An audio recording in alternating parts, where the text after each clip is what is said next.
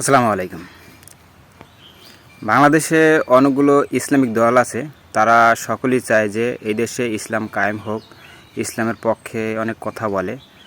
তা আমরাও খুশি যে আগামী নির্বাচনে ইসলামী খেলাফত কায়েম হোক, ইসলামিক শাসন হুকুমত কায়েম হোক, এটা আমরা চাই। কিন্তু যে সমস্ত দল যারা ইসলামী খেলাফত চায়, ইসলামী হুকুমত কায়েম করতে চায়, আসলে দেখেন, শুধু কোরআন সুন্নাহ দিয়ে চালাবেন ঠিক আছে, কিন্তু বর্তমান বিশ্বের সাথে তাল মিলিয়েও পাশাপাশি চলতে হবে। তার এক ধারা হলো বিজ্ঞান। কোরআন বিজ্ঞান বিজ্ঞান হয়েছে, কোরআন জন্ম দেয় বিজ্ঞানকে, ঠিক আছে, এটা আমি মানি বা আমরা মানি সকলেই।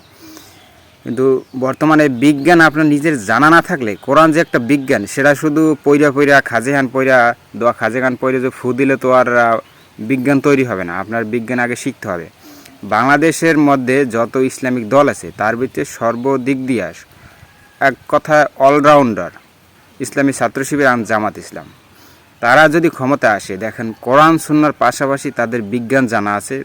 আপনারা ইতিমধ্যে জানছেন যে বাংলাদেশে বিজ্ঞানের যে প্রতিযোগিতা চলতেছে, বিশ্বের সাথে তাল মিলাইয়া, বিশ্বের সাথে টেক্কা দিয়া ইসলামী ছাত্র শিবির বিজ্ঞান প্রশিক্ষণ দিতেছে।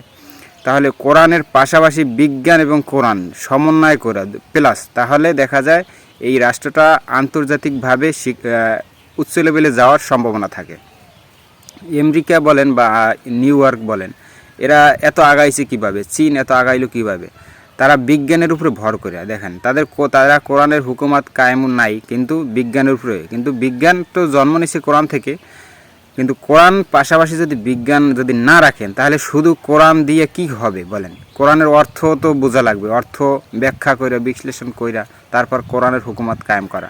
শুধু সূরা পড়া দোয়া পড়া সংসদে যাইয়া ফু ফাক্ষর দিলে তো আর দেশ চলবে না। দেশ চালাইতে হলে আন্তর্জাতিকভাবে উচ্চ লেভেলে যাইতে হলে কোরআনের পাশাপাশি বিজ্ঞান রিসার্চ থাকতে হবে।